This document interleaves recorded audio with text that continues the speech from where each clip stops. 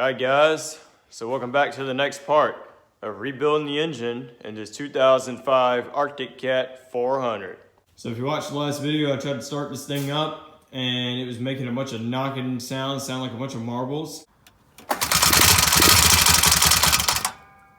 So I pulled the top end of the motor in the foiler and discovered that the skirt on the piston broke off, and that had to have fallen in the case somewhere. Not only that, but the stupid wrist pin right there is seized on the rod and that crap will not come out of there. So I have a whole new crank assembly coming for this thing. It would be easier just to do that. I got the motor out off camera because that's a frustrating process.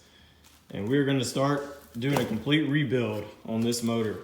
We'll start by pulling this case off.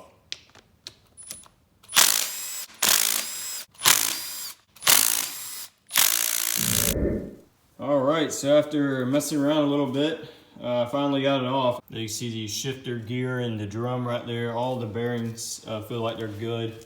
The stator itself looks like it's good, but we'll see. So you can see the flywheel, and that's going to be a fun time trying to get that off. See the starter gear right here and the one-way clutch. Everything spins very freely.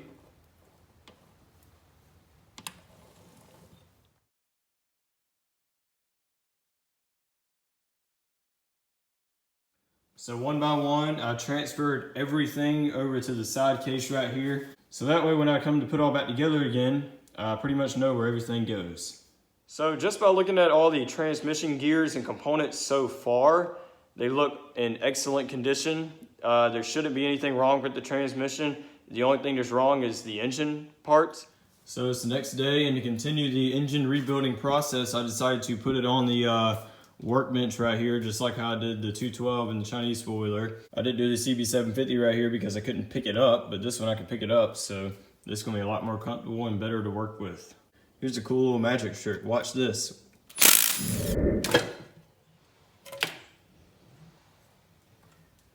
There we go.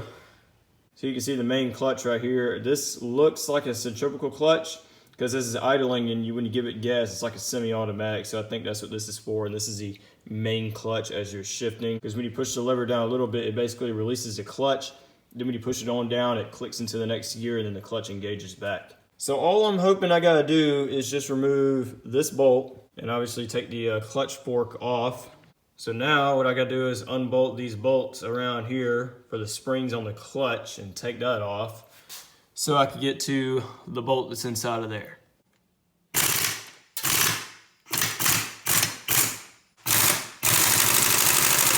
This one, I was hitting it and it wasn't coming off of there, and I was like, what the crap? Then it clicked with me. It's right-hand thread because the crankshaft spins this way. They do that so it don't loosen. So after a little bit of finagling, you'll get the clutch pretty loose. And if something doesn't go, don't force it, because I've learned that the hard way.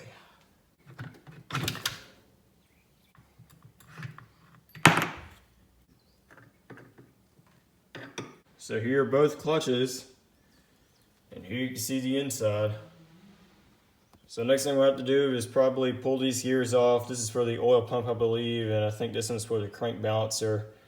I don't know why they use Phillips head screws in here. I mean, don't ask me, that just blows my mind. And I think this all slides off. I just gotta unbolt this. This is the flower nut, I guess that's what you call it, for the shifter. Basically all these gears are free spinning, and when you shift, it selects the one you want and it locks it up.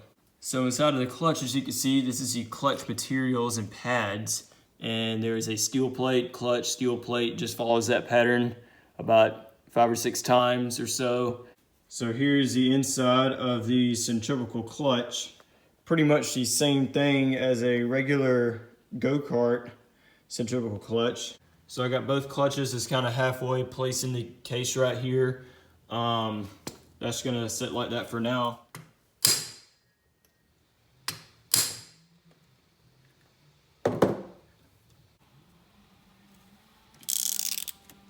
So after you unbolt this and unbolt this, just take the whole unit off and set it to the side. This little thing is on the spring. I'm not gonna undo that. And this little thing, this whole shifting rod should just slide right out. These screws right here, all they do is hold this bearing in, so I don't think I gotta undo those. All right, so it was very well packaged, but the crankshaft finally showed up. I was worried that something's gonna be bad or something's gonna be wrong with it, but all the pictures look great and this thing is in excellent condition. There's no wrist pins stuck in the rod, which was the #1 reason why I had to buy this thing. I could have just bought the rod, but that was gonna be way more expensive and I would have to worry about taking this apart and putting a new bearing in and pressing it back on or whatever. That was just probably gonna be way too complicated. So a new crankshaft is probably gonna be the best thing and it feels awesome. It's a tiny bit side to side, but I guess that's just normal. But there's no like up and down play at all. But unfortunately I gotta wait for the flywheel puller. That should be here in a couple of days or so. So yeah, I'll cut to it being then.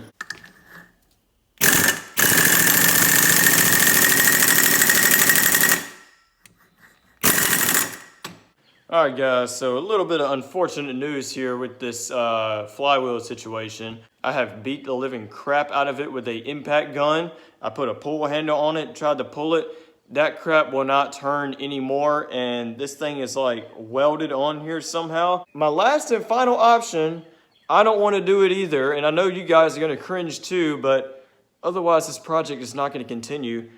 I'm going to get the angle grinder and freaking cut the flywheel off. I don't know if the wood thread key is stuck in there or what, or if this thing is just heat welded on there, like, you know, the stupid wrist pin right here. It's always gonna be bull crap like this that I'm gonna have to deal with. And unfortunately, I'm not gonna record it because that is a tedious, stressful process. And with, you know, the storage limit on this stupid phone, what I'm gonna do now is probably get the grinder and cut along here.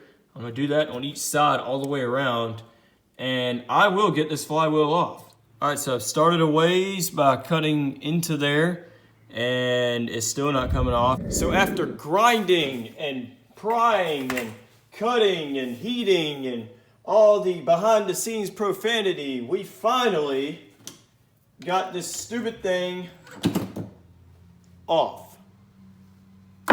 Hallelujah, thank you Lord.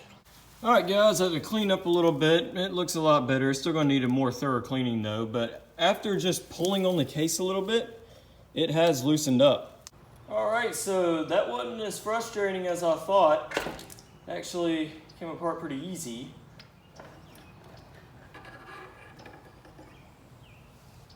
Boom. Looks like the dry shaft stayed in this half of the case. That looks pretty cool in there, doesn't it? So remember me talking about the piston, how it broke all to pieces and everything and parts had to fall in the motor? Well, here you go. There are some of the pieces that have broken off of the piston hiding down there somewhere. Same with these right here and these right here.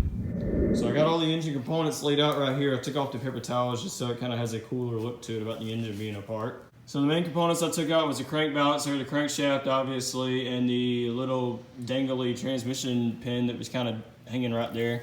So the transmission components, I decided to leave it in this part of the case because I'm not really fully sure on how that is all taken apart, because I don't want to take it apart and put it back together wrong and put the case all back together. Yeah, you know where that's going. That's going to really suck if something's wrong. So I'm just going to leave all these components in one spot right here and kind of just, you know, spray a little bit of carburetor cleaner on them, get any grinder dust or whatever off of them.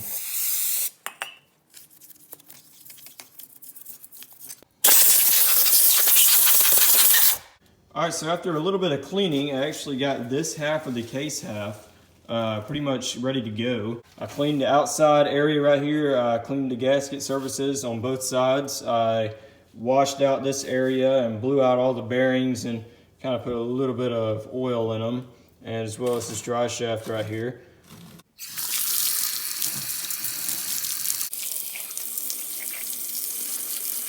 So the whole outside of the case right here, specifically the bottom, was just completely covered in old oil and crap. So it was so bad, I actually took it over there and washed it out with the water hose. I pretty much washed everything out and used engine degreaser. What you doing, Lucy? You gonna help me finish rebuilding this motor? All right, just like that, the second case half is all clean and ready to go now. I cleaned the gasket surface and everything and blew it out, and it's all nice and shiny-ish. So before I RTV this whole thing together and put the whole motor together, something was just really bugging my mind, and I figured I would go ahead and address it since I have this whole thing completely apart. And that is replacing the front and rear main drive shaft bearing seals. These seals, they don't necessarily look that bad, but I have the whole thing apart, just like, you know, a rear main seal in a regular car. You might as well go in and replace it while you're at it. Same idea with this. And I think that's one of the #1 reasons why the whole bottom of this engine case on both halves was completely coated in that thick oil tar crap. So we're gonna wait a couple of days for that and we'll be back to it. So guys, I think I'm gonna cut the video off right here because this video has been pretty much long enough. Just pretty much got the whole motor completely tore down, and now I'm waiting for parts, mainly the drive shaft seals and a couple other things, to put this motor all back together. If I had to say the most mind-blowing thing I've experienced so far is that flywheel being like freaking welded onto the shaft and refusing to come off. There was so much crap that I did not film. You just saw like a little bitty, teeny tiny piece of what I had to do. But yeah, that was the most frustrating thing, one of the most frustrating things I've ever had to encounter. So feel free to tell me your most frustrating flywheel experiences trying to take it off a crankshaft or a pulley for that matter, if you got off-road lawnmower, of it being welded on the shaft. Drop them below, I would love to read them.